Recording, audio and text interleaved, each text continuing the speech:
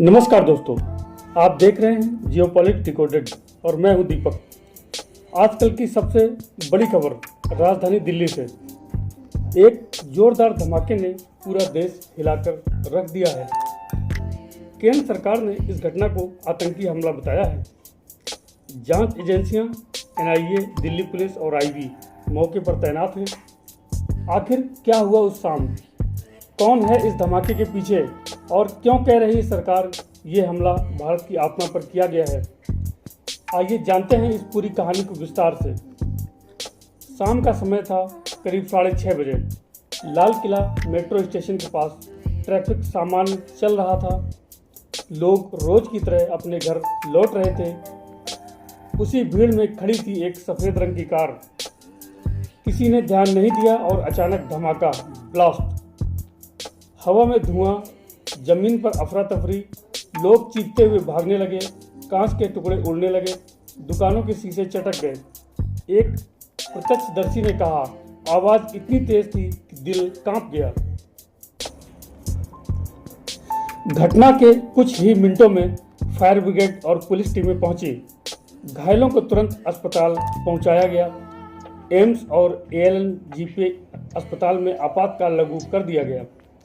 Delhi police commissioner ने कहा, यह कोई आकस्मिक विस्फोट नहीं था, यह एक सुनियोजित हमला है।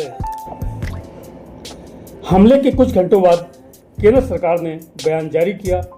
गृह मंत्रालय ने कहा, दिल्ली की सुरक्षा को चुनौती दी गई है, हम इसे किसी हाल में बर्दाश्त नहीं करेंगे। एनआईए ने जांच शुरू कर दी है और मामला यूएपीए कानून के तहत दर्ज हो चुका है।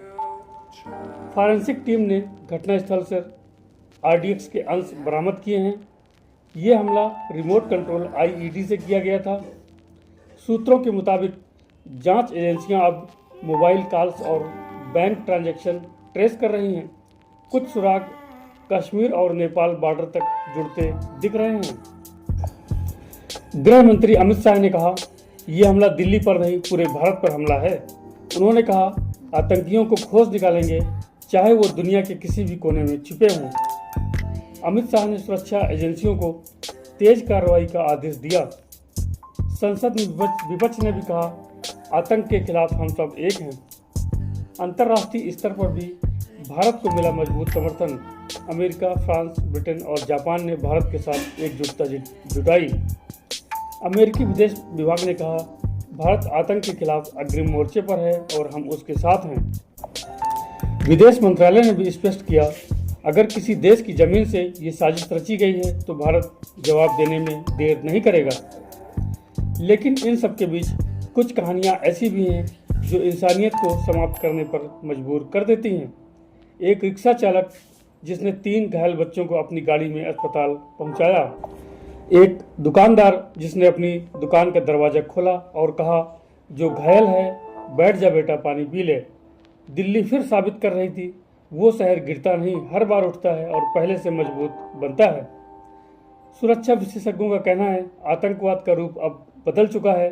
अब ये सिर्फ बारूद और बंदूकों का खेल नहीं रहा, ये साइबर अटैक, डार्क वेब और फंडिंग नेटवर्क तक पहुंच चुका है। ये हमला सिर्फ एक धमाका नहीं, बल्कि हमारी सुरक्षा प्रणाली की एक परीक्षा थी। पूरा देश एकजुट है। लोग सोशल मीडिया पर लिख रहे हैं, #Delhi strong, #India against terror. प्रधानमंत्री नरेंद्र मोदी ने कहा, हम किसी को नहीं छोड़ेंगे, भारत की सुरक्षा सर्वोच्च प्राथमिकता है। दिल्ली फिर से चल पड़ी है, लेकिन इस बार एक नए संकल्प के साथ। दिल्ली का दिल फिर से धड़क रहा है। ये हमला हमें डराने के लिए था, पर भारत डरता नहीं। हम टूट सकते हैं मगर झुकेंगे नहीं। दोस्तों, आप देख रहे थे ये स्पेशल रिपोर्ट, दिल्ली धमाका, आतंक या साजिश। अगर आपको यह रिपोर्ट सार्थक लगी हो तो इसे शेयर करें, क्योंकि जागरूक नागरिक ही भारत की सबसे बड़ी ताकत हैं। जय हिंद।